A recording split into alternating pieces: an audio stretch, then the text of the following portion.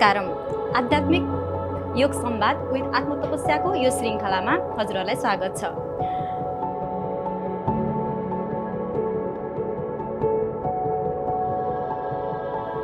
भाग्य भनौँ, सौभाग्य भनौँ या मौका भनौँ, आज हामीलाई यस्तो गेस्ट हामीले पाएको छौँ, उहाँको सायद तारिफ गरेर सम्भव छैन होला। आध्यात्ममा उहाँ डुबेको लगभग 40 वर्ष भइसक्यो।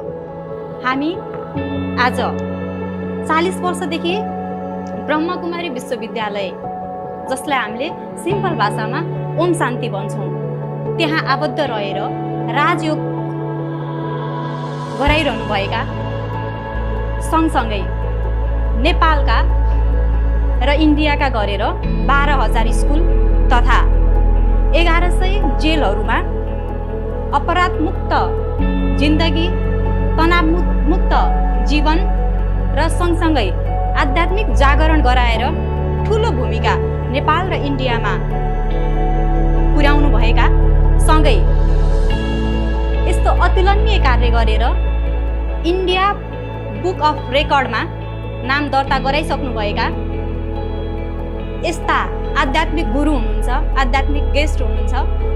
सायदै हामी नेपालीहरूले नेपालका 70 जिल्ला घुमेका छौँ होला, सायदै एकदमै कममा छौँ होला, तर उहाँले आध्यात्मिक जागरणको सिलसिलामा 70 भन्दा बढी नेपाली जिल्लाहरूमा पुगेर आध्यात्मिक जागरणका काम सँगै नैतिक शिक्षा, त्यस्तै गरेर अपराधमुक्त जीवन र चिन्तामुक्त जीवनको अवधारणा ल्याउनको लागि अथवा जीवनयापन गराउनको लागि मुख्य भूमिका निभाइरहनु भएका आदरणीय गुरु, उहाँको नामै काफी छ, बीके भगवान भाइजीसँग आज हामी संवाद गर्न गइरहेका छौँ। आउनुहोस् स्वागत गरौँ। स्वागत छ हजुरलाई। बहुत बहुत धन्यवाद। यो कुरा भनिरहँदा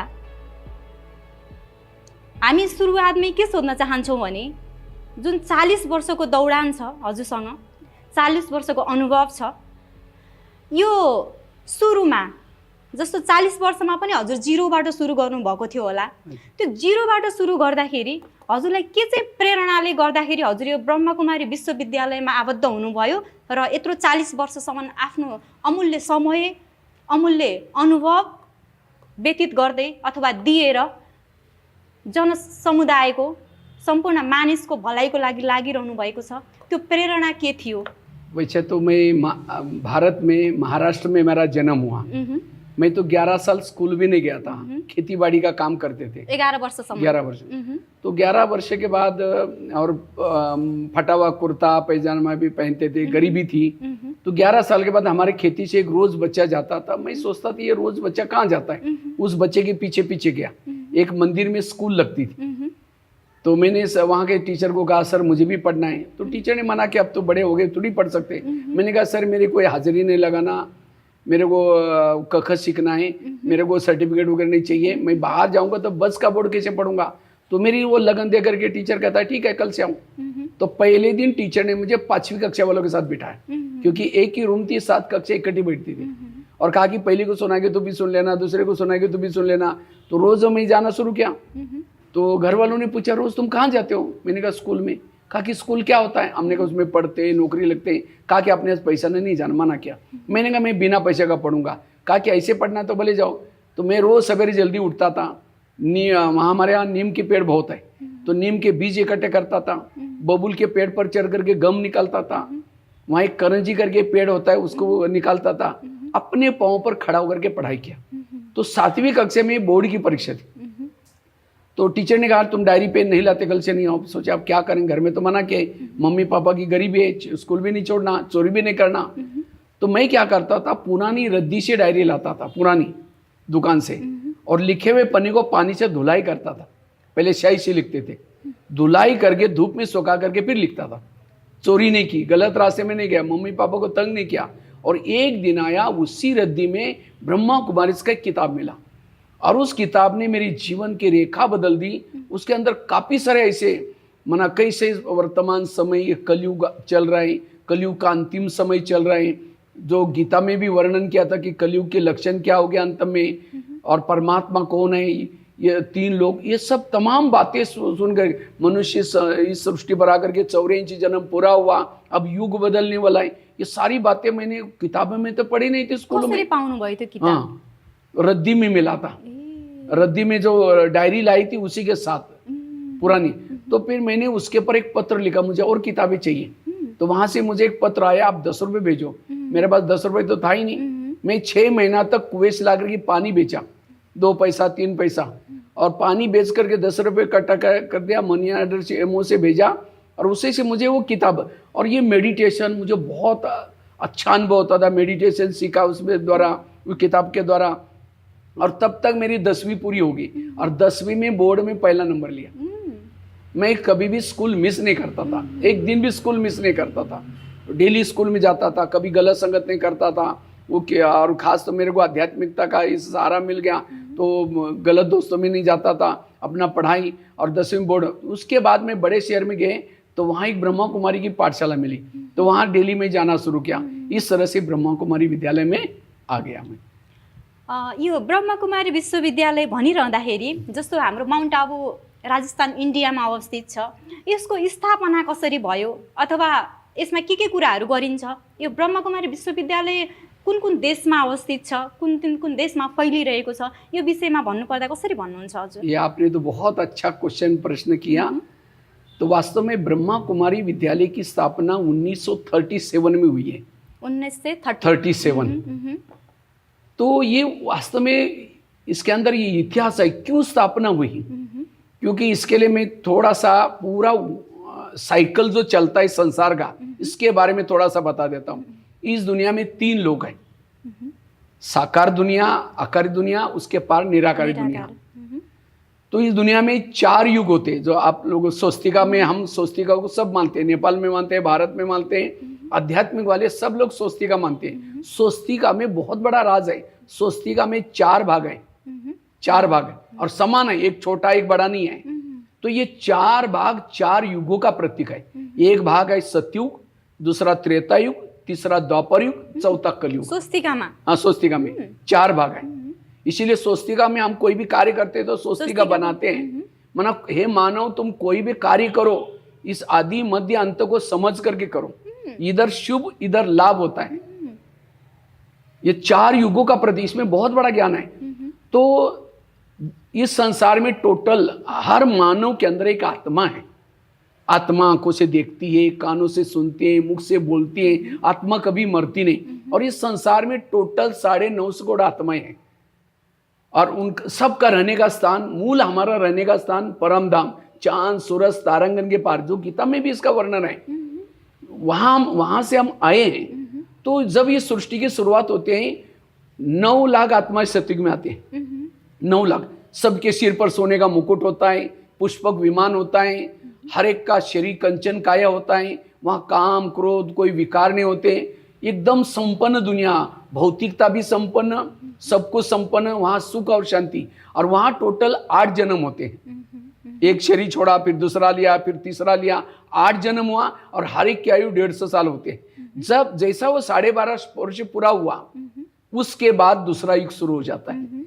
लेकिन इसका एक नियम है इस संसार का, एक बार आत्मा उस ब्रह्मांड से नीचे आई, 4 युग पूरा करके ऊपर जाएगी, बीच में कोई नहीं जाएगा। तो सतयुग के बाद जब त्रेता युग शुरू हो गया, आई हुई 9 लाख प्लस और आत्माएं आती है। इसीलिए गायन है 33 करोड़ देवी देवता है।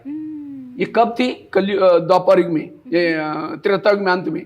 तो दोनों युगों को सोरक कहते हैं, सतयुग और त्रेता युग, दोनों युगों को सोरक। उसके बाद ये कालचक्र आगे चलता रहता है। उसके बाद आता है द्वापर युग। जैसे द्वापर युग आया, जो आई हुई आत्माएं काम क्रोध लोभ मोह अहंकार ईर्ष्या गणना, इन विकारों के वश हो जाते हैं। जैसा व्यक्ति विकारों के वश हो जाता है, दुखी हो जाता है, फिर परमात्मा को पुकारना शुरू किया। फिर परमात्मा क्या करता है? ऊपर से अपना संदेश देने के लिए, मैसेज देने के लिए धर्मात्मा को भेजता है। तो क्राइस्ट आया, और क्राइस्ट ने ये नहीं कहा कि I am God, God is light, मना निराकार परमात्मा की तरफ इशारा किया। लेकिन जिन्होंने उनका ज्ञान सुना, उन्होंने उनको भगवान मान लिया। उसके बाद फिर दूसरा भेजा, उन्होंने कहा अल्लाह नूर है, उन्होंने सोचा वो। उसके बाद तीसरा भेजा, ओंकार निराकार। इसी तरह जिन्होंने परमात्मा का संदेश देने के लिए भेजा था, उन्होंने उनको तब धर्म स्थापन हो गए। सतयुग त्रेता में एक धर्म, एक राज्य, एक कुल, सारा एक विश्व परिवार था। लेकिन धीरे धीरे द्वापर युग में क्या हो गया, और विकार, इसलिए कहते हैं राम की सीता रावण लेके गए। माना सतयुग त्रेता एक राम राज्य था, लेकिन उसके बाद सीता मतलब आत्माएं विकारों के वश हो गए। उसके बाद फिर ग्रंथ बनाना शुरू किया, शास्त्र बनाना शुरू किया, फिर शिवलिंग की भक्ति करना शुरू किया। ऐसे करके द्वापर युग वहां करीबन 12.5 वर्ष पूरा हो गया। वहां लोग 21 जन्म लेते हैं। सतयुग में 8 जन्म लिया, उसके बाद त्रेता में 12 जन्म लिया। समय उतना ही है, आयु कम होती जा रही है। उसके बाद द्वापर युग में 21 जन्म लिया। उसके बाद आता है कलयुग। जैसे कलयुग आया, विकार बढ़ते जा रहे हैं, जो अहिले चलिरहेको हाँ छ। चल रहे। और ये इतना विकार बढ़ रहा है, आप देख रहे हैं टीवी में भी, आप न्यूज पढ़ते, 5-5, 10-10 साल वाली बच्ची के ऊपर रेप केस होता जा रहा है। जो काम राक्षसों ने नहीं किया, आज का मानव कर रहा है। हाई पढ़ा लिखा, उसकी डिग्री है उसके पास, सब कुछ है, लेकिन आज मानव की गलती नहीं है, गलती उन विकार कर रहे हैं। विकार, तो विकारों के, आज भक्ति किस लिए की थी? भक्ति उन विकारों से बचने के लिए, लेकिन भक्ति का भी स्वरूप बदल गया। आज भक्ति क्यों करते हैं? हे भगवान, मेरे बेटे को नौकरी लगा देना, हम इतने नारियल तोड़ेंगे, हमारा ये काम कर लेना, हम उपवास करेंगे। इसी तरह भक्ति का रूप बदल गया। भक्ति का आज ये स्वरूप नहीं कि विकार पर जीत प्राप्त करना। विकार इतना बढ़ते जा रहे हैं, हर मानव के अंदर बढ़ते जा रहे हैं। आखिर परमात्मा ने गीता में वचन दिया था, यदा यदाई धर्मस्य ग्लानिर्भवति भारत। भारत तो क्या, जब सारी दुनिया में धर्म ग्लानि होगी तब मैं आऊंगा। और ये कहा है कि जब मैं आऊंगा मुझे पहचानने वाले कोटों में कोई। क्यों कहा है? वो कृष्ण के रूप में नहीं आता। जब सतयुग में कृष्ण था, उसका सतयुग का 8 जन्म, त्रेता का 12 जन्म, द्वापर का 21 जन्म, और कलयुग के अंतिम समय 42 जन्म। तो 84 जन्म टोटल मानव के 84 जन्म होते हैं, जो सतयुग में शुरू में आते हैं। तो उस साधारण तन में उसने गीता में यह भी कहा है, मैं कहाँ आऊंगा? मैं वृद्ध तन में आऊंगा, बूढ़े तन में आऊंगा, जो मूढ़मती लोग मुझे पहचानते हैं, गीता में कहा है। तो वो परमात्मा उसके तन में आकर के इन विकार पर जीत प्राप्त करने के लिए, और परमात्मा आने के लक्षण है, अनाज पुड़ी में बेचा जाएगा तब मैं आऊंगा। बच्चे अपने मुख से वर मांगेंगे।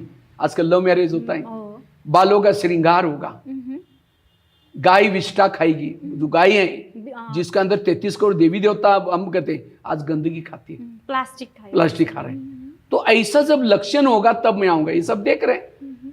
आज मम्मी पापा को भी बच्चे कहाँ रखते? धर्मशाला में रखते हैं, बच्चे की पालना नहीं करते। ऐसे समय पर आऊंगा। तो ऐसे समय पर परमात्मा आकर के सारी मानव आत्माओं को विकारों से मुक्त बनाने के लिए, पावन बनाने के लिए, विकारों से बचाने के लिए ये प्रजापिता ब्रह्मा कुमारी ईश्वरी विश्वविद्यालय की स्थापना हुई।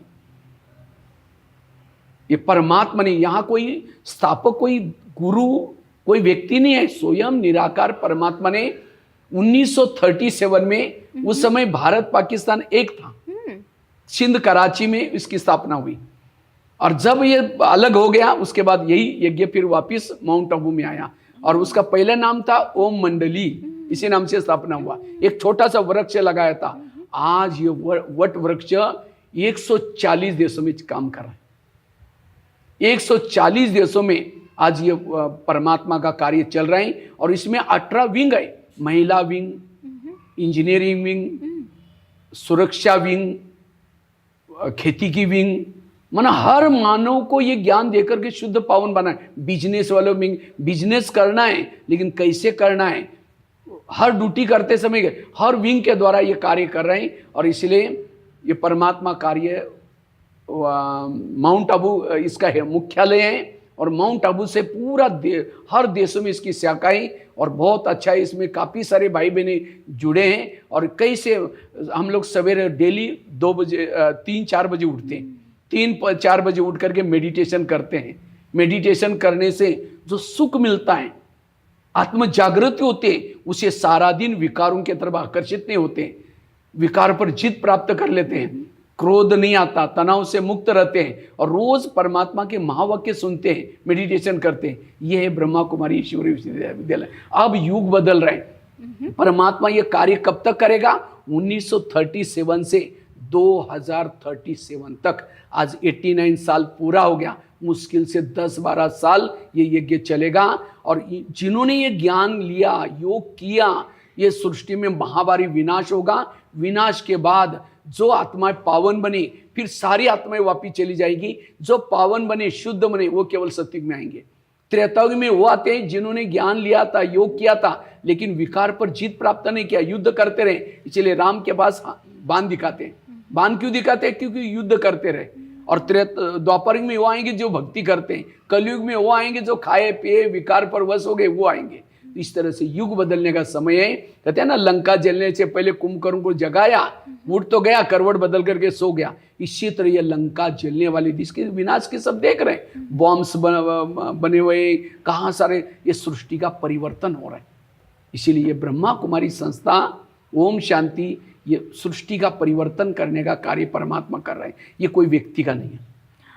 भाइजी, मलाई यो कुराहरू गरिरहँदाखेरि आफैलाई पनि एउटा कौतूहलता थियो कि जस्तो ब्रह्मा कुमारी आध्यात्मिक क्षेत्रका सबै कुराहरू छन् नि त, अरू संस्थाहरू पनि छन्, यो ब्रह्मा कुमारी विश्वविद्यालय चाहिँ किन भनिएको? नर्मल्ली हामीले विश्वविद्यालय भन्ने बित्तिकै पढ्ने हुन्छ नि, युनिभर्सिटीहरू भनौँ न, पढाइ लेखाइ हुने ठाउँहरू भन्ने बुझ्छौँ। तर यो पढाइ लेखाइ त हुन्छ, विश्वविद्यालय नै भन्नुपर्ने कारण चाहिँ? आपने ये भी बहुत अच्छा क्वेश्चन किया, क्योंकि विश्वविद्यालय उसको कहा जाता है जिसमें विश्व के लोग पढ़े, वो है विश्वविद्यालय। आज कोई भी विश्वविद्यालय, कोई विश्व के लोग पढ़ते हैं, इस विश्वविद्यालय में 140 देशों के लोग पढ़ रहे हैं, इसलिए विश्वविद्यालय। और ये पढ़ाई है, नर ऐसी करनी करे। यहाँ 4 सब्जेक्ट है ऑलरेडी, 4 सब्जेक्ट है, ज्ञान, योग, धारणा और सेवा।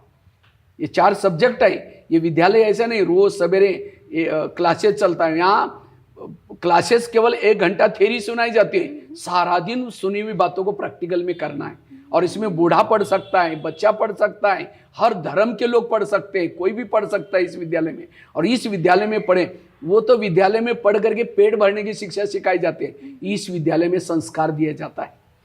संस्कार कैसे हम नर से नारायण बन सकते हैं। मुझे लगता है ऐसा कोई भी विद्यालय नहीं है इस दुनिया में जो नर से नारायण जैसे बने, नारी से लक्ष्मी के जैसे बने, ऐसा विद्यालय, ये विद्यालय केवल परमात्मा ही खोलता है, इसीलिए विश्वविद्यालय कहाँ है। अनि भाइजी, जस्तो हाम्रो अब स्पेसल्ली गरेर अब हाम्रो कन्ट्रीहरू नेपाल, इन्डिया जस्तोमा महिलाहरूलाई अझै पनि दबाएर राख्ने, महिलाहरूलाई घरको काममा मात्रै सीमित राख्ने मान्छेहरूको कमी छैन। तर पनि मलाई जब यो ओम शान्ति ब्रह्मकुमारी विश्वविद्यालयको बारेमा मैले केही कुराहरू जान्ने कौतूहलता लाग्यो र मैले जान्न खोजेँ, त्यतिखेर मलाई एउटा कुरा थाहा भयो कि यसमा चाहिँ नारी शक्तिले लिडरसिप गरिरहेको मैले थाहा पाएँ। मलाई अचम्म लाग्यो। हामी प्रत्येक महिलाहरू एउटा पुरुष सोसाइटीले दमन गरिरहेको बेलामा, के आफूले गर्छु है भन्दा पनि रोकटोक आइरहेको बेलामा यो ब्रह्मकुमारी विश्वविद्यालयमा चाहिँ किन नारीहरूले लीडरशिप भूमिका निभाइरहेका छन्, किन लीड गरिरहेका छन्? ये भी बहुत अच्छा प्रश्न आपने पूछा, क्योंकि द्वापरिक के बाद क्या हो गया, ज्यादा से ज्यादा पुरुष वर्ग सन्यासी बने, साधु बने, संत बने, महिलाओं को ये चांस नहीं। महिलाओं को उन्होंने क्या क्या, नारी नरक की द्वार है, नारी ये इसी है वैसे। लेकिन आखिर इससे क्या होता गया, विश्व में विकार बढ़ते गए, समस्या बढ़ती गई। तो वास्तव में ये जो सृष्टि है, शुरू से लेकर के गृहस्थ का जीवन है, लक्ष्मी नारायण घर घर में गृहस्थी में रह करके पूरा सतयुग भी चला, त्रेता भी चला, द्वापर भी चला। लेकिन द्वापर के बाद क्या हो गया, लोगों ने घर छोड़ करके जंगल, विकार पर जीत प्राप्त करने के लिए जंगल में जाना शुरू किया। लेकिन परमात्मा ने आकर के यहाँ क्या सिखाया, क्योंकि नारी के अंदर बहुत सारी विशेषताएं जो पुरुष के अंदर नहीं है, लेकिन नारी के अंदर सहन शक्ति है, घर को कैसे बढ़ाने की शक्ति है। इसीलिए देखो विद्या की देवी कौन है, सरस्वती। शक्ति की देवी कौन है, दुर्गा। उसके बाद संतोषी माँ, संतोष, हर देवी। क्यों? परमात्मा इस धरती पर आकर के क्या करता है, ज्ञान का कलश नारियों के सिर पर रखता है। क्योंकि उस समय जब 1937 के आसपास में नारियों को कहीं भी बाहर जाने के लिए मना था, सब कुछ, लेकिन परमात्मा करके नारियों को मुख्य ये बना दिया, और नारियों को बनाने के बाद उसके बाद धीरे धीरे आज नारी शक्ति भी धीरे धीरे मैदान में आकर के नारी भी कार्य करें। इसीलिए ये संस्था आज आगे क्यों बढ़ी, इसका पूरा कारोबार आज हमारी दादी प्रकाशमणि मुख्य प्रशासिका थी, अब शरीर छोड़ाई। मातेश्वरी सरस्वती उन्होंने भी शरीर छोड़ा, वो प्रथम हमारी ब्रह्मा कुमारी जी प्रशासिका थी। उसके बाद सेकंड में दादी प्रकाशमणि थी। दादी जानकी जी मोस्ट स्टेबल माइंडिंग वर्ड, उनका विश्व में स्थिर मन की महिला थी दादी जानकी जी। तो जो विदेश की सारी सेवा केंद्र के संचालिका वही थी। आज हम लोग भी भाई लोग भी है इस संस्था में, लेकिन हमारी जो बहनें कहेंगी उस प्रमाण हम चलते हैं, हम अपना कभी नहीं चलाते। जो बहनें कहेंगी हाँ जी करके चलेंगे। तो इस तरह से जितने भी हमारे सेवा केंद्र बने हैं, हर सेवा केंद्र में दो तीन चार बहनें रहती हैं। और जैसे यहाँ 2 जोन है, एक काठमांडू में इसका मुख्य केंद्र है राजधानी में, दूसरा पोखरा में एक केंद्र है। तो वहाँ से ये पूरा नेपाल कंट्रोल होता है। वहाँ से फिर अलग अलग सेंटर होते हैं और सेंटर में बहनें रहती हैं, और बहनें जो भी जिज्ञासु होते हैं उनका कोर्स कराना, 7 डेज का कोर्स कराना, और उनका जो भी संभालने का काम, वहाँ जो भी आने वाले लोग हैं वो 1 रुपया 2 रुपये भंडारे में डालते हैं और उसी से कारोबार चलता रहता है। इस तरह से नारी शक्ति को परमात्मा ने आगे किया, और जिसके कारण नारियों की शक्ति के कारण आज ये संस्था दिन 2 गुना रात 4 गुना बढ़ती गई। इसका कारण है नारियों को आगे किया हुआ है परमात्मा ने। यसबाट पनि हामीले केही कुरा सिक्न सक्छौँ। जुन अहिले फिमेललाई, महिलालाई दबाइराख्ने मानसिकता भएको पुरुषहरू हुनुहुन्छ, योबाट हामीले ठुलो लेसन लर्न गर्न सक्छौँ। और इसीलिए सतयुग में पहले लक्ष्मी होंगी, फिर बाद में नारायण होगा।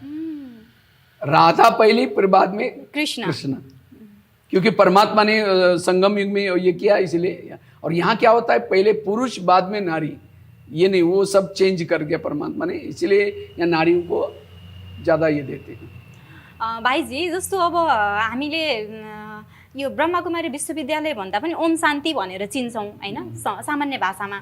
यो केही न केही यसको मिनिङ छ होला नि त। ओम शान्ति भनेर हामीले भेट्ने बित्तिकै ओम शान्ति भन्छौँ, मिनिङ चाहिँ के हो? ओम शान्ति भनेको चाहिँ के हो? शब्द मात्रै। ओम शान्ति, ओम मतलब आत्मा। मैं आत्मा हूँ, मैं शांति धाम का निवासी हूँ। दूसरी ओम शांति, हम 2-3 बार बोलते हैं ओम शांति, ओम शांति, ओम शांति। ओम शांति मतलब मैं आत्मा हूँ, इसकी स्मृति देते हैं। फिर मैं आत्मा शांति धाम की निवासी हूँ, और हम सब का पिता शांति का सागर है। ये है ओम शांति। इसमें सारा सब कुछ आया। इसका मतलब हम सभी आत्माएं भाई भाई।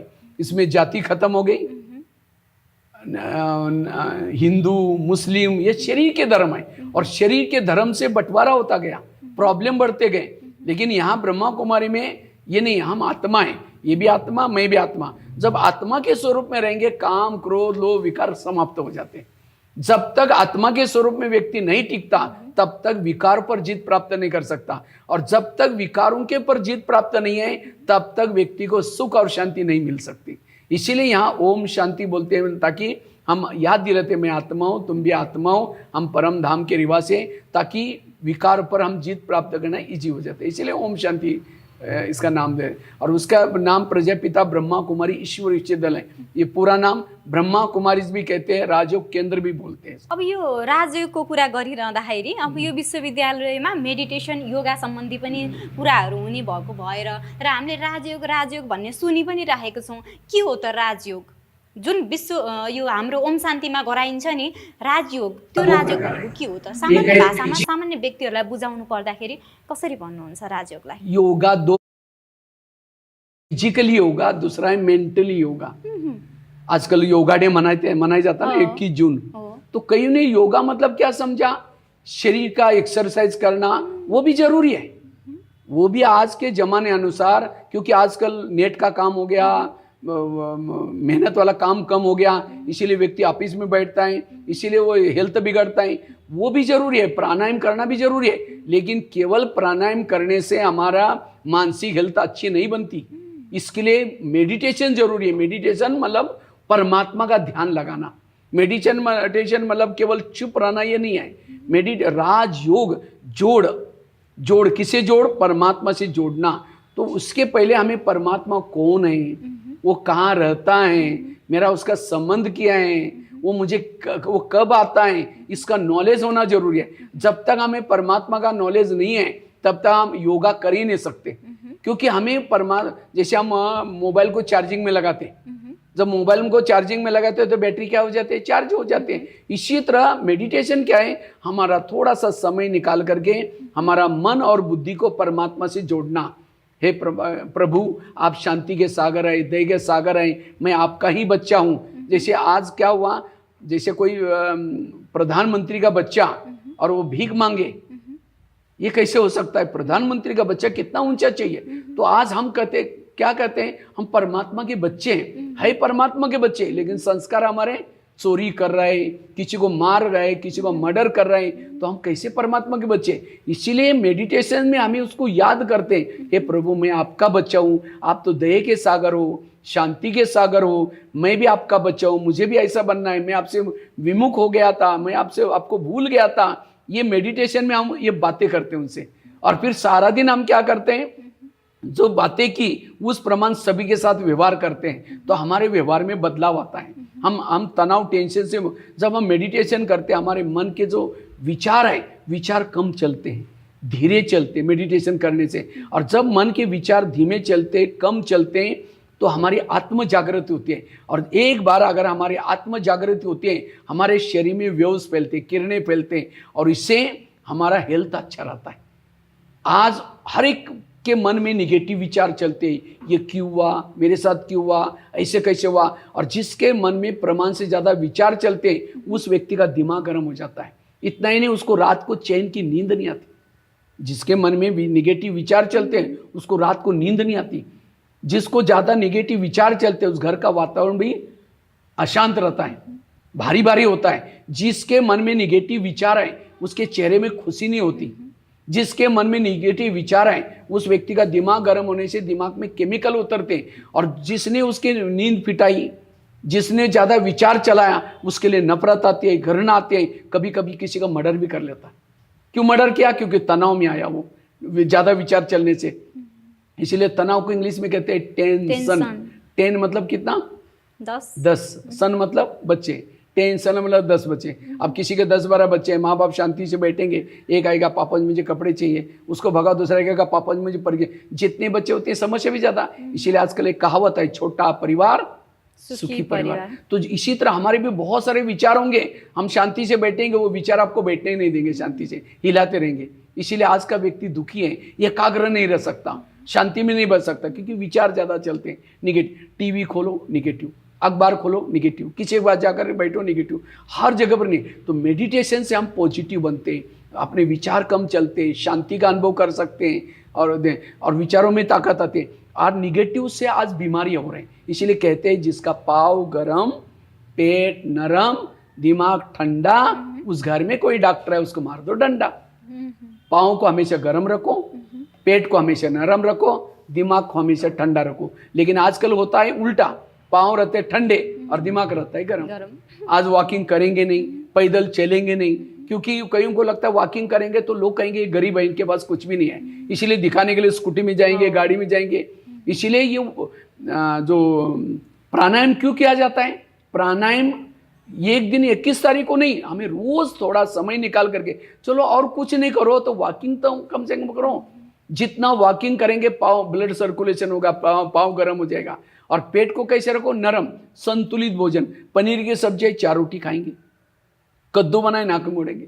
जीभ की टेस्ट पेट में वेस्ट, जो जीभ को अच्छा लगता है वो नहीं खाओ, पेट को जो अच्छा लगता है। चलिए आजकल डॉक्टर कहते हैं कच्चा सब्जी खाओ, थोड़ा सा तला हुआ नहीं खाओ, लेकिन व्यक्ति क्या होता है, जीभ के अधीन है, वो मानता ही नहीं, इसलिए खा लेता है, बीमारियां हो जाती है। इसीलिए पेट को नरम और दिमाग को कैसे रखो? ठंडा रखो, पॉजिटिव सोचो। आज 70% लोगों को बीमारी हो रही है निगेटिव से। आज किसी को पेट की बीमारी होती है, ये ईर्ष्या वाले विचार चलाने वालों को पेट की बीमारी होती है। इसीलिए कहते हैं ना, तो मेरे को देख करके तुम्हारे पेट में जलन होता है क्या? आज किसी को दूर का कम दिखता है, दूसरे की बुराई को आंखें फाड़ फाड़ करके गुस्से से देखता है। जो आंखें फाड़ता है, बड़ी बड़ी करता है, आंखों की पुतली फैल जाती है। फिर डॉक्टर के पास जाएंगे, कहेंगे डॉक्टर जी मुझे आजकल धुंधला दिखता है। तो डॉक्टर चेक करता, कहता आपको नंबर लगे, चश्मा लगाना पड़ेगा। चश्मा तो लगाया, फिर भी बुराई देखना नहीं छोड़ेंगे, नंबर बढ़ता ही जाता है।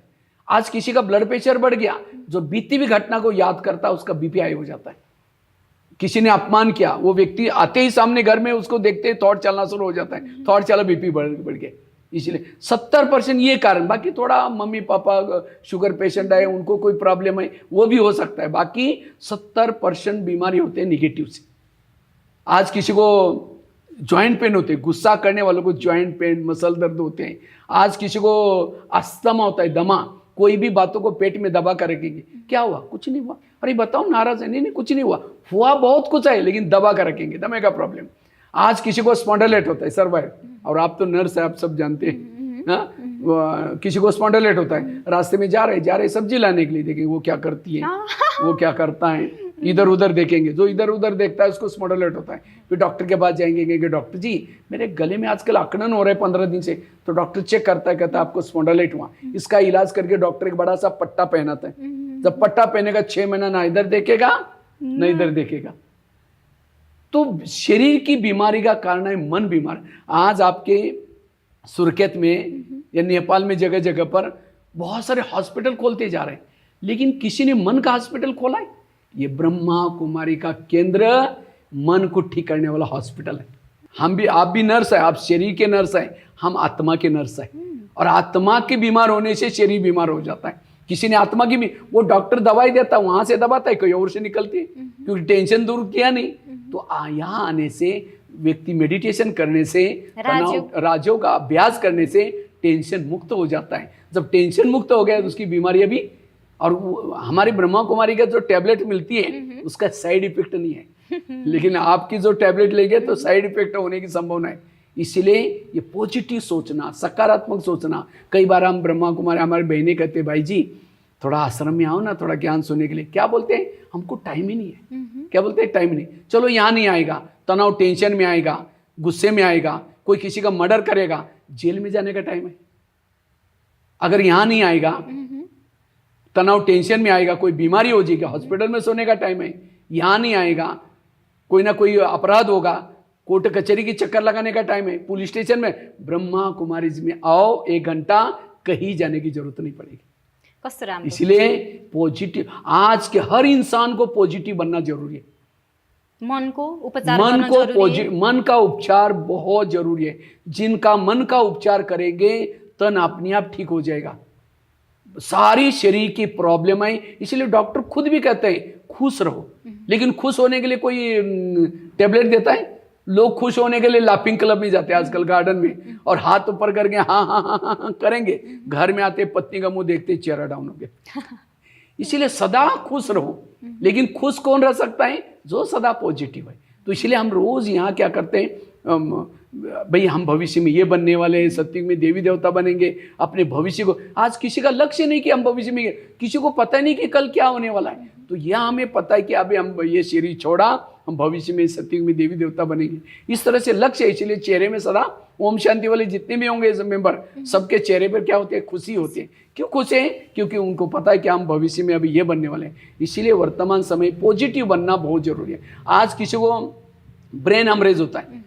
ब्रेन हेमरेज क्यों होता है? ब्रेन हेमरेज का कारण हमारे ब्रेन में बालों से भी महीन नसें होती हैं। ये नसें क्या काम करते हैं? खून सप्लाई होता है। लेकिन जब व्यक्ति कारणे अकारणे तनाव में आता है, टेंशन में आता है, वो नाजुक नसें फट जाती है, उसका कोई इलाज नहीं है। इसीलिए कुछ भी चला जाए, आपका कोई अपमान करे, गीता में भी कहा है, हे अर्जुन तुम मान अपमान निंदा स्तुति में भी समान रहो, ज्यादा टेंशन में नहीं हो, ज्यादा सोचो नहीं, कर्म करते रहो, फल की आशा नहीं रखो। इस तरह से सारी बातें बताए हुए। इसलिए वर्तमान समय हमें पॉजिटिव बनना। आज किसी को शुगर होती है, शुगर कोई मीठा खाने से नहीं होती। शुगर का कारण टेंशन। क्या टेंशन? मैं इसका पति हूँ, मैं इस घर का मालिक हूँ, मैं इसकी माँ हूँ, इसको मैंने पढ़ाया लिखाया, छोटे से बड़ा किया, जब इसकी शादी हुआ अपनी पत्नी का बनता है। और ये टेंशन देकर के उसे ऐसे केमिकल होता है शुगर। जब शुगर होगी तो क्या करेंगे? मीठा खाना बंद करेंगे, टेंशन में आना बंद नहीं करेंगे। तो सारी बीमारी, शरीर की बीमारी। आज इतना ही नहीं, आज समाज में मर्डर हो रहे हैं, कोई सुसाइड कर रहा है, रेप, कोई, आज ये सारी चीजें का कारण व्यक्ति निगेटिव है। और निगेटिव के कारण आज सब कुछ हो रहा है। अगर आज हम स्कूलों में तो वो शिक्षा देते हैं, लेकिन स्कूलों में कौन सी शिक्षा देते हैं? पेट कैसे भरना है, पढ़ाई करके पास कैसे होना है और सर्टिफिकेट लेकर के नौकरी कैसे, संस्कार नहीं दिए जा रहे। इसीलिए आज टीचरों ने डॉक्टर बनाया, वही डॉक्टर किडनी चोरी करता। कोरोना काल में हुआ ना। डॉक्टर बनने से पहले उसको एक अच्छा इंसान बनाने की जरूरत है। यो कुरा भनिरहँदाखेरि जस्तो भाइजी हजुरले नैतिक शिक्षा विभिन्न किसिमका जेलहरूमा विभिन्न किसिमका स्कुलहरूमा नैतिक शिक्षा के हो भन्ने कुराहरू चाहिँ फैलाइरहनु भएको छ। नैतिक शिक्षा हो चाहिँ के, छोटकरीमा भन्नुपर्दा? हाँ, वास्तव में नैतिक शिक्षा क्या है? आज नैतिक शिक्षा की बहुत आवश्यक है, क्योंकि आज के बच्चे कल का समाज है। आज जो बच्चे हैं कल का भविष्य समाज है।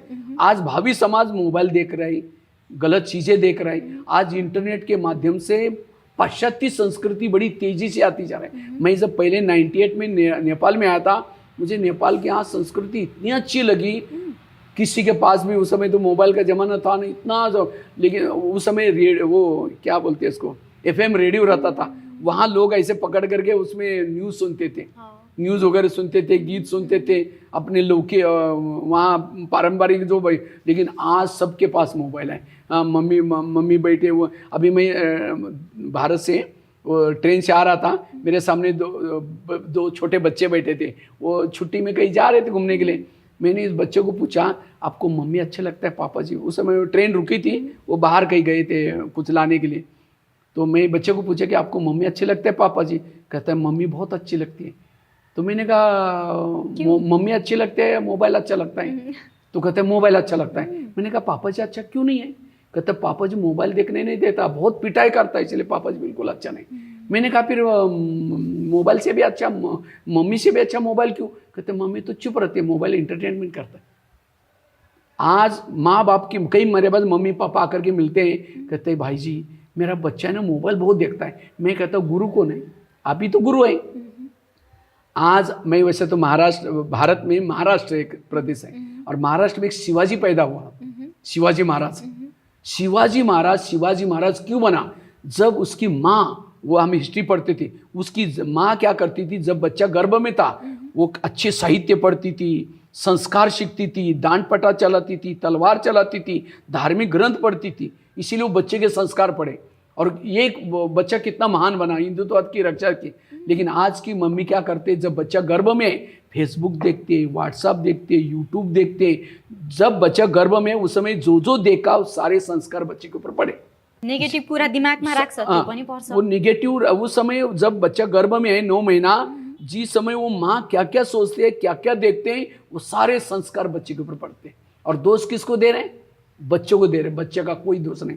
आज मम्मी पापा को आध्यात्मिकवादी बनने की जरूरत है। बाप शराब पी रहे, बच्चा क्या सीखेगा? मम्मी फैशन कर रहे हैं, बच्ची क्या सीखेगी? इसलिए आज हर इंसान को आध्यात्मिकता की तरफ जाने की जरूरत है, संस्कार की तरफ जाने की जरूरत है। कई बार मेरे को मैं टीचर को कहता हूँ, सर थोड़ा आप बच्चों को नैतिक शिक्षा दो ना। कहते वो काम है मम्मी पापा का, हमारा काम है सिलेबस पढ़ाने का। तो कई बार मम्मी पापा को मैं कहता हूँ थोड़ा बच्चों को संस्कार दो ना। कहते हम बोर्डिंग स्कूल में, अच्छे स्कूल में डाला है और बहुत फी देते हैं, बहुत अच्छा स्कूल है। आज अच्छा स्कूल किसको मानते हैं? जिनकी टाई अच्छी, बिल्डिंग अच्छी, बसें अच्छी, रिजल्ट ज़्यादा, फी ज़्यादा, हम समझते अच्छी स्कूल वो है जहाँ संस्कार सिखाए जाते हैं।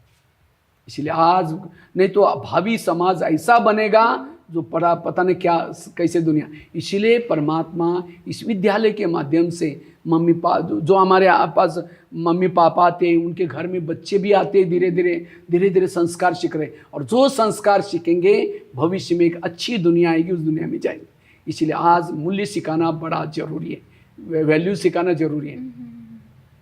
इसके लागि हजुर नैतिक, हाँ, इसीलिए मैं जगह पर जा करके, नहीं तो आज पढ़े लिखे। अब मैं एक जेल में गया था, तो एक बच्चे को पूछा तुम जेल में क्यों आए? लगभग 6000 कैदी थे, भारत की बात है।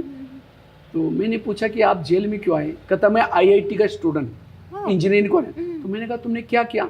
कहता मैं IIT में फर्स्ट नंबर लिया पूरा महाराष्ट्र में। लेकिन कहता है मुझे जॉब भी लग गया, 90,000 रुपये पेमेंट था। लेकिन कहता है मेरा दोस्त है, मेरी रोज़ मजाक करता था। एक दिन उसकी मजाक सही नहीं हुई, एक लोहे का टुकड़ा लिया, गुस्से से फेंक के मार दिया, उसके सिर में लगा, खत्म हो गया।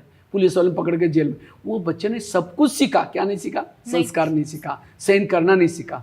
अब एक जेल में गया था, लगभग 500 महिलाएं थी।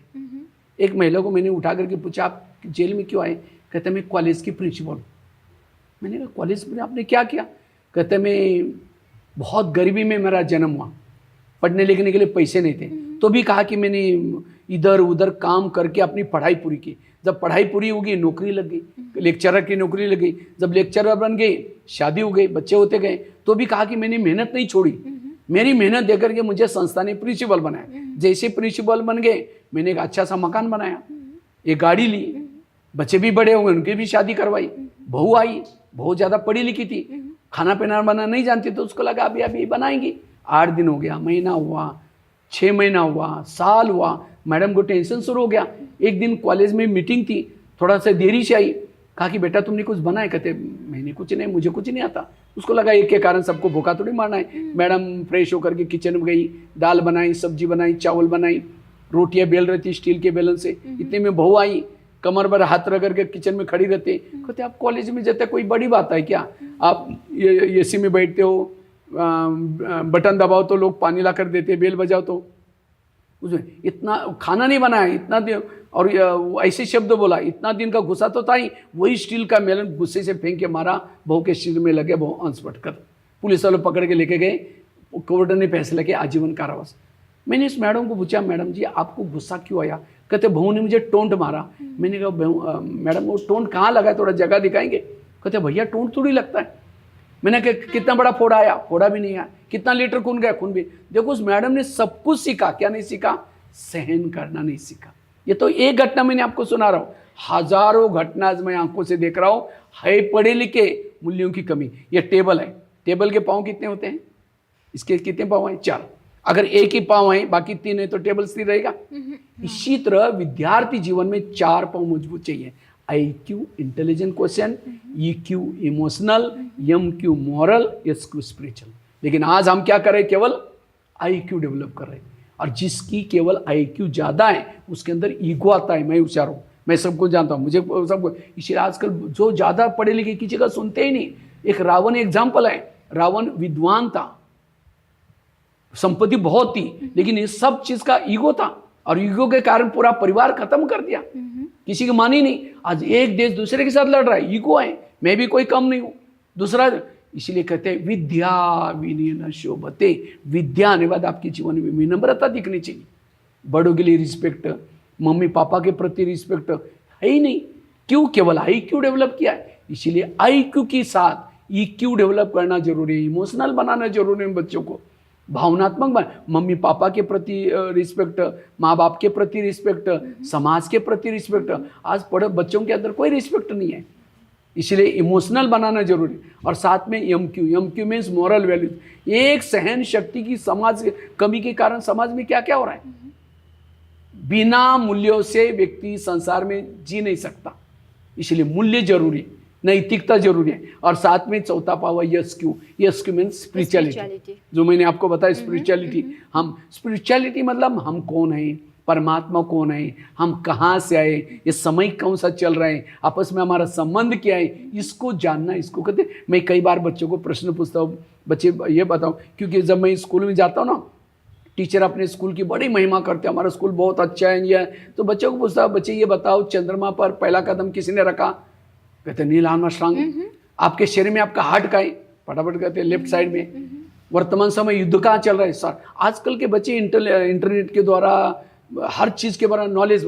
फिर मैं पूछता आप सभी कौन है? कहते इंसान है। आज हमें सारी दुनिया का नॉलेज हो गया, लेकिन मैं कौन हूँ? सारा दिन कहते हैं ये मेरा टेबल है, ये मेरी किताबें है, मेरी जमीन है, मेरा ये है, लेकिन मुर्दा बोलता है मेरा। हाँ, जैसे कोई गाड़ी पड़ी है, गाड़ी के अंदर पेट्रोल डीजल सब कुछ है, ड्राइवर नहीं, गाड़ी चलेगी? तो गाड़ी की महत्व की चीज क्या है? ड्राइवर। इसी तरह कोई मुर्दा पड़ा हुआ है, मुर्दे के अंदर हार्ट है, कान है, हाथ पांव सब कुछ है, मुर्दा बोलता है मेरी मम्मी मेरा पापा जी। क्यों? मैं बोलने वाला मैं चला गया हूँ, मैं कौन, मैं कहाँ से आया हूँ, मुझे कहाँ जाना है, मेरे जीवन का उद्देश्य, यही आध्यात्मिकता और कुछ नहीं। त्यसके लागि ओम शांति। ये है ओम शांति। और जब अपने आप का नॉलेज हो गया कि मैं कौन हूँ, मैं कहाँ से आऊँ, मेरा सबके साथ संबंध क्या है, ये सारी शांति आएगी आपस में। एउटा कुरा भाइजी, जस्तो आध्यात्मिक स्कुलहरू भनौँ न, आध्यात्मिक जागरण गर्ने धेरै किसिमका संस्थाहरू फैलिरहेको अवस्थामा ओम शान्तिले दिन खोजेको ज्ञान चाहिँ के? किन ओम शान्ति अरूभन्दा फरक? इसमें जमीन और आसमान का फर्क है। कसरी? वहाँ क्या करते हैं, जैसे ब्राह्मण होता है, ब्राह्मण शादी लगाता है, शादी कराता है पति और पत्नी को, लेकिन पत्नी को पता भी नहीं होगा कि मेरे किसी को भी जो जिनकी शादी उनको पूछो आपके शादी में ब्राह्मण कौन हो, क्या शादी किसने लगाई, वो कहाँ रहता है, आप कभी गए थे उनके घर में, पता ही। तो आज हम क्या करते हैं, परमात्मा से जोड़ देते हैं, हमको याद नहीं करना। और उसमें क्या फर्क है, वो करते हैं मेरी पूजा करो, मैं ही भगवान। कोई भी देहधारी भगवान नहीं हो सकता, भगवान एक निराकार है। आज हमारे जो प्रजापिता ब्रह्मा, जिनके तन में परमात्मा आता है, वो भी परमात्मा नहीं है, परमात्मा केवल निराकार ज्योति स्वरूप, याद उसको करना है उसके थ्रू, ये उसमें फर्क है। वहाँ क्या करते हैं, ध्यान लगाते हैं। आज कई जगह पर कहते हैं परमात्मा सर्वव्यापी है, परमात्मा सभी तरफ है, कण कण में भगवान है। कण कण में है तो उसको ध्यान लगाना है तो कैसे लगाएंगे? कण कण में भगवान होता तो ध्यान कैसे लगाएंगे? यसलाई हजुर डिस्ट्र्याक्सन भन्नुहुन्छ? हाँ, अच्छा कण कण में भगवान ऑलरेडी है तो यदा यदा क्यों बोला, जब जब धर्मग्लानि तब मैं आऊंगा, पहले ऑलरेडी कण कण में पड़ा हुआ है। इसका मतलब यहाँ है ही नहीं, वो ऊपर रहता है जब धर्मग्लानि तब है। इसीलिए मंदिर वगैरह क्यों जाते हैं? मंदिर में 5000 साल पहले वो आया था, उसने अच्छा काम किया था, लोगों को विकारों से बचाया था, उसकी फोटो लगे वहाँ जा। अब फोटो के पास जाकर के कहो कि मेरे को ये दे दो, समझो मेरा फोटो है, किसी के पास मेरे 500 रुपये हैं और मेरा फोटो लगा हुआ है, मैं कहूँगी कोई आकर के वो कहेगा मेरे 500 रुपये दे दो, मैंने आपको दिया था, फोटो तो नहीं देने वाला। जो मैं यहाँ जहाँ चाहिए इतने वहाँ जाएंगे। इसी तरह फोटो के पास जाने के बाद इधर हमारा ध्यान वहाँ जाना चाहिए। जब तक ध्यान उस परमात्मा के पास नहीं जाता तब तक हमें उससे प्राप्ति नहीं होती। इसलिए आज कृष्ण ने भी किसको याद किया? शिव को याद किया है। राम ने भी किसको याद किया है? शिव को याद किया है। आज हनुमान ने भी किसको? सभी देवों में देव महादेव, हर हर महादेव। अगर पेड़ों के जड़ों को पानी डालेंगे पेड़ बढ़ेगा? जड़ों को पानी डालेंगे पेड़ बढ़ेगा? पत्तों को पानी डालने से पेड़ नहीं बढ़ता, जड़ों में पानी। इसी तरह जब तक सारे संसार को देने वाला कौन, उसको जब याद नहीं करेंगे तो आज दुनिया में इतना सारा है तो भी विकार क्यों बढ़ती जा रहा है? फिर समस्या क्यों बढ़ती जा रहा है? इतनी भक्ति बढ़ती जा रही है तो भी, क्योंकि आज हम आपस में भाई भाई ठीक है। देवी देवता मतलब कौन? आपस में भाई भाई। अगर समझो घर में मम्मी पापा को हम मानते नहीं हैं और भाई आपस में मानते हैं, अच्छा रिलेशन है, तो घर की स्टेट तो पिताजी के पास होती है ना, पिताजी देगा ही नहीं। तो इसी तरह सुख शांति परमात्मा के पास है, जब तक उसके शरण में नहीं आएगा मिले। यही इसमें फर्क है, यही और संस्था में इसमें फर्क है। इसमें डायरेक्ट हमें उस परमात्मा को याद करना है। और जब तक उसको याद नहीं करेंगे, क्योंकि जहर किसने पिया? विकारों का जहर कोई देवी देवता नहीं पीते, परमात्मा पीता है। परमात्मा वो जहर को पिता है। विकारों पर जीत प्राप्त करने का काम ये तो हम इतना दिन, इसीलिए जैसे कोई थोड़ा सा फ्रैक्चर होता है, हम प्रथम उपचार हॉस्पिटल में जाते हैं, लेकिन ज़्यादा है तो बड़े डॉक्टर के पास जाते हैं। तो आप इतना विकारों के वश व्यक्ति हो गए, जब तक उसके पास नहीं जाएंगे तब तक हम उसे मुक्ति नहीं मिलेगी। इसीलिए यही फर्क है इसमें। यो कुराहरू भनिरहँदा भाइजी, अब हामी कार्यक्रमको अन्तिमतिर पनि आइसकेका छौँ। मलाई चाहिँ के लाग्छ भने अहिले युवा पुस्ताहरूलाई फोकस गर्नु पर्दाखेरि धेरै युवाहरू लागु पदार्थ दुर्व्यसनीमा, त्यस्तै किसिमका कति अपराधहरूमा मुसिरहेको अवस्थामा हजुरको सल्लाह सुझाव युवा पुस्तालाई केन्द्रित भएर के हुन सक्छ आध्यात्मिक जागरणको तर्फबाट? वर्तमान समय युवाओं को सही दिशा देने की जरूरत है। आज मैं जब जेल में जाता हूँ, जेल में लगभग 70% कैदी युवा होते हैं। युवा लोग, छोटे छोटे बच्चे जब सामने बैठते हैं, बच्चों को पूछता, बच्चे ये बताओ इसमें से गुस्सा किसको किसको आता है? झूठ बोले कौवा काटे, सारे बच्चे हाथ खड़ा करते, सर हमको गुस्सा आता है। छोटे छोटे बच्चों में गुस्सा आ रहे हैं। छोटे छोटे बच्चे आज मोबाइल के वश में। आज की युवा पीढ़ी भटक रहे, उसके मूल 4 कारण है। पहला कारण गलत संगत, उसकी जो दोस्ती है गलत के साथ है। इसीलिए दोस्ती हम अच्छे के साथ करना है, जिसके साथ आज वो चाहता नहीं गलत काम करे, लेकिन दोस्त कहता है, आज एक घटना में अभी मैं भारत से आ रहा था तो मैंने एक पेपर में न्यूज़ पढ़ रहा था, माना संगत का कितना असर पड़ता है मैं आपको सुनाता हूँ। भारत में आज यहाँ भी यही ये हो रहा है, हर जगह पर संगत दोस्ती। एक दूसरे प्रदेश के बच्चे दिल्ली में पढ़ने के लिए आए थे, तो संडे का दिन छुट्टी का दिन था, तो एक बच्चा दूसरे को फ़ोन करता है, दोस्त चलो आज मौज करते हैं। वो मना करता है, मेरे को कपड़े धुलाई करना है, मेरे को थोड़ा सा देख, तुम नहीं आएगा मैं तुम्हारे से कभी ज़िंदगी में बात नहीं करूँगा। उसको लगा दोस्त नाराज़ ना हो जाए, कहता है सॉरी यार मैं आता हूँ। गए, तो जाने के बाद फिर उन्होंने मौज करना मतलब क्या, साथ में घूमना, चल पड़े। तो चलते चलो उन्होंने एक रास्ते में एक फिल्म देखी, इंग्लिश फिल्म। अब इंग्लिश फिल्म में तो कुछ भी दिखाते हैं, फिल्म देखने के बाद उसका असर हो गया, बाहर आकर के उसी फिल्म स्टाइल से उन्होंने शराब पिया। दोनों ने शराब पीने के बाद होटल में जाकर के खाना खाया। खाना खाने के बाद उन्होंने क्या किया, वो नशे में आकर के वो फिल्म देखी थी, ऐसा कोई गलत काम किया रेप केस का, अब दोनों भी बच्चों को फांसी की सजा। संगत को फल, संगत। इसीलिए संगत हमेशा अच्छे के साथ करो, जो पढ़ाई में होशियार है, जिनके आज हम भी कोई बादल से गिरे नहीं, आज हमें भी दोस्त मिले थे। एक बार की बात है, मैं जब 10वीं कक्षा में था तो मेरे पास पैसे नहीं थे, तो इसलिए मेरे को दोस्त के पास वो पैसे भी, मतलब वो मेरा खाने का प्रबंध करता था, कमरे का किराया नहीं लेता था, कपड़े भी देता था मेरे को। तो लेकिन कुछ समय के बाद पता चला उसकी गलत आदत थी, वो सिगरेट पीता है।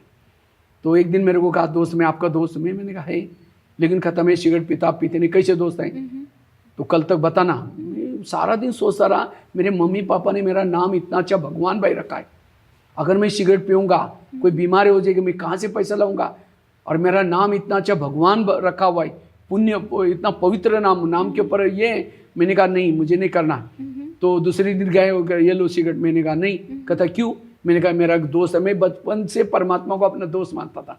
रात को सोते समय मेरे जीवन में जो भी कुछ होता था मैं सुनाता था, दोस्त मेरे साथ ऐसा हुआ, मैंने आज गलत बोला, ऐसा जो सुना करके सो जाता था हल्के होकर के। जो मुझे पसंद, उसको पसंद नहीं, वो मुझे नहीं करता था। तो कहता मैंने कहा मेरा दोस्त है, नाराज़ हो जाएगा, सिगरेट पीऊँगा। कहता है कौन दोस्त है? मैंने कहा परमात्मा। कहता ठीक है, तुम उसके रूम में रहना, मेरे पास नहीं रहना। मेरा सारा सामान रात को 11 बजे वो कमरे के बाहर फेंक दिया, सारा सामान। रात को दिसंबर महीना था, ठंडी थी, लेकिन मैंने वो पसंद नहीं किया उसके साथ रहने का। मैंने कहा कोई बात नहीं, परमात्मा के साथ दोस्ती की। मैं वहाँ से चला गया, रात भर बस स्टैंड पर ठंडी में बैठा रहा, लेकिन मैंने उस बच्चे के साथ दोस्ती नहीं की और परमात्मा के साथ दोस्ती की। आज मैं कहाँ पहुँच गया। इसीलिए संगत अच्छी रखना। और दूसरा बात है, आज की युवा पीढ़ी क्यों बिगड़ रहा है? सिनेमा। सिन मतलब पाप, माँ मतलब मदर, पाप की माँ सिनेमा। और आज के थिएटर में जाने की जरूरत नहीं, हर एक का जेब सिनेमा थिएटर बना हुआ है। जैसा देखोगे वैसा बन जाओगे। आज मैं देखता हूँ कई बच्चे, बाल कैसे ऊपर जिपरी है, वो इतना सा काटा हुआ है, और ऊपर से। अभी मैं आ रहा था तो एक बच्चे बस में इसी नेपालगंज से आ रहा था, एक बच्चे का मेरे बाजू में बैठा था, बाल आधा ही काटा था, आधा बचा था। मैंने कहा भाई जी बाल काटते काटते नाई भाग गया था। कहता नहीं सर, एक चाइनीज़ फिल्म देखी थी, उसमें वो हीरो ने ऐसा बाल काटा, इसलिए मैंने भी काटा है। तो देखो आज के बच्चों का पैंट भी ऐसे पहनेंगे, ऐसा ही पहराव करेंगे। क्यों? आज पाश्चात्य संस्कृति आ रही, इसीलिए उन संस्कृति से बचाने की जरूरत है इनको। मोबाइल के द्वारा, टीवी के द्वारा आ रहे हैं, और वही आज क्राइम क्यों हो रहे हैं? सिनेमा टीवी के कारण। उसका नाम है सिनेमा, माना पाप की माँ वो है। इसीलिए उन बच्चों को सिनेमा आज हम भी यूज़ करते। मुझे याद है, मैं भी फिल्में देखता था। मुझे 9वीं कक्षा में मैं हनुमान की फिल्म देखता था। हनुमान कैसे लंका में जाता है, सीता को संदेश सुनाता है। मैं भी सोचता था मैं कोई ऐसा काम करूंगा जो हनुमान ने किया, और उसकी प्रेरणा लेकर के भारत के 1200 जेल में जाकर के, जैसे हनुमान जैसे लंका में जाता है, मैं भी जेल में जाकर के डरा नहीं, हनुमान को यार जा करके कैदियों को सुधारने का काम किया, और जिसके कारण इंडिया बुक ऑफ रिकॉर्ड में नाम दर्ज हो। वो फिल्म का परिणाम। तो अच्छी फिल्में देखो, अच्छे साहित्य पढ़ो, अच्छे बन जाएगी। तीसरी बात है नशा। और नशा क्यों करते हैं? मैं सिलीगुड़ी में गया था, एक शहर में 35-40 नशा मुक्ति केंद्र, और उसमें एक शहर में नशा मुक्ति, और युवा बैठे जिनकी आयु 18 साल से लेकर के 30 साल के बीच में। अब मम्मी पापा ने पढ़ाया था, और नौकरी करने के समय और पैसा कमाने के समय वो बैठा है नशा मुक्ति केंद्र में, बैठा है जेल में। और कई बार मैं पूछा उनको क्यों ऐसा? मुझे किसी ने धोखा दे दिया, किसी के साथ दोस्ती करेंगे, ये करेंगे, फिर धोखा दे दिया, फिर टेंशन में आएंगे, कई तो सुसाइड करने की कोशिश करते हैं। ये आत्मा कभी सुसाइड नहीं होती, आत्मा कभी भी ना शस्त्रों से कटते हैं ना आग में जलते हैं। इसीलिए आज इन प्रॉब्लम का हमें, आज मेरे जीवन में बहुत प्रॉब्लम है, लेकिन हर प्रॉब्लम को पॉजिटिव बनाए। क्यों? मेडिटेशन के दौरान। इसीलिए आज नशे से बचने की जरूरत है। आज नाक को चिमनी बनाया, पिएंगे गूठ खा, 3 शब्द, इसके अंदर 3 शब्द लिखे, गूठ खा, हिंदी का ट मिटा दो, बाकी 2 शब्द पढ़ो, क्या आएगा? गूठ खा, इसमें से ट निकाल दिया, कितना गंदा अर्थ आता है।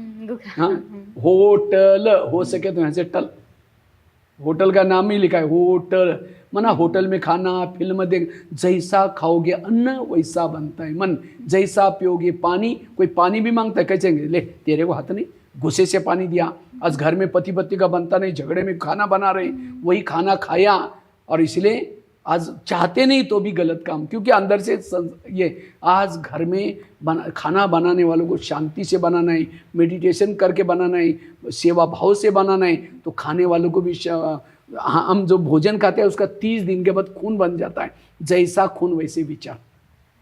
आज घर में झगड़ा करके बना रहे, टीवी देखते हुए खा रहे, मोबाइल देखते हुए खा रहे, तो कैसे संस्कार बनेंगे? इसलिए ये सब सिखाने की जरूरत है। कुसंग, सिनेमा, नशा, व्यसन और 5वां फैशन। और फैशन क्यों करते हैं? अच्छे दिखने के लिए। पर्सनालिटी 2 प्रकार की, एक इनर, दूसरे आउटर। हमें इनर पर्सनालिटी को डेवलप करना है। आउटर पर्सनालिटी अपने आप हमारी, आज महात्मा गांधी की कौन सी पर्सनालिटी थी? इनर थी। आउटर पर्सनालिटी क्षणिक होती है, इनर पर्सनालिटी युगों युगों तक रहती। इसलिए आज का युवा आउटर पर्सनालिटी की तरफ लगा हुआ है।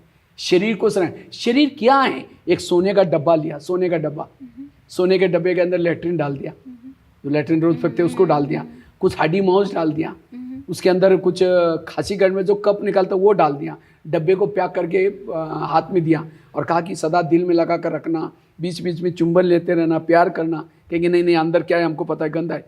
तो शरीर क्या है? एक सोने का डब्बा है, ऊपर से गोरी सी चमड़ी है, लेकिन क्या भरा हुआ है? वही लेट्रिन भरा हुआ है, कप भरा हुआ है, हाडी माउस भरी है। आज हम आपस में एक दूसरे के क्यों मिलते हैं? उसके अंदर जो मिलने वाली चीज़ है, देखने वाली, वो है आत्मा, लेकिन उसके तरफ किसी का ध्यान नहीं है। आज कोई भी व्यक्ति कितना भी सुंदर है, वो शरीर छोड़ के चला गया, कहते इसको रवाना करो। क्यों इतना सुंदर है? रखो ना, क्योंकि जो सुंदरता वो आत्मा वो चली गई। सुंदर आत्मा है, आत्मा को देखो। आज कोई भिखारी को देखकर हम नफरत करते, वो भिखारी आत्मा है, उसके शरीर को देख करके। इसीलिए आध्यात्मिकता क्या है? आत्मा को देखना, आत्मा से बात करना, ये आध्यात्मिकता हुन्छ। हजुरको अमूल्य समय र संवादको लागि हजुरलाई धेरै धेरै धन्यवाद। बहुत बहुत धन्यवाद। ओम शान्ति।